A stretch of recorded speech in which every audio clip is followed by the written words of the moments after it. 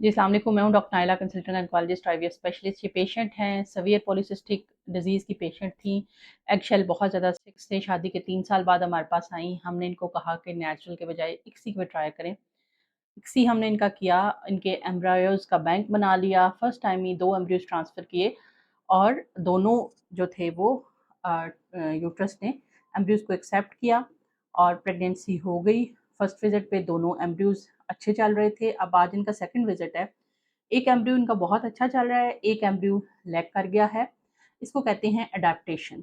Basically जब uterus क्या करती है, अपने हिसाब से देखती है कि अगर उसको लगे कि वो ट्विन सेक्स को सपोर्ट कर सकती है, तो वो दोनों को लेके चलती है। अगर ना हो तो वो किसी एक बेबी को जो हेल्दी होता है उनमें से उसको सेलेक्ट कर लेती है और अगले 9 महीने तक उसको लेके चलती है। ये पेशेंट बाज़ वक़्त इस पे परेशान हो जाता है, लेकिन एज़ अ गायनेकोलॉजिस्ट हमारे लिए ये हम इसको अच्छी चीज़ समझते हैं कि बजाय इसके 5वें या छठे महीने के ऊपर दोनों बच्चे जो हैं उनको मसला हो, एक बेबी जो है वो ग्रोथ में सही चल रहा होता है और 9 मंथ तक डिलीवर होता है।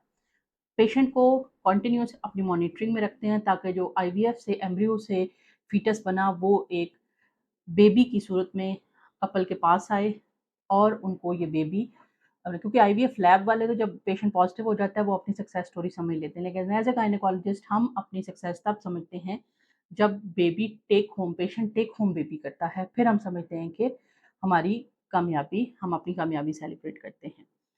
तो लिहाजा हम पेशेंट को अपनी अंडर ट्रीटमेंट रखते हैं ताकि कोई भी ऑब्स्टैटिकल कॉम्प्लिकेशन ना हो और किसी की अगर कॉम्प्लिकेशन हो रही है तो उसको टाइमली हम डिटेक्ट करें और उसको लेके चलें।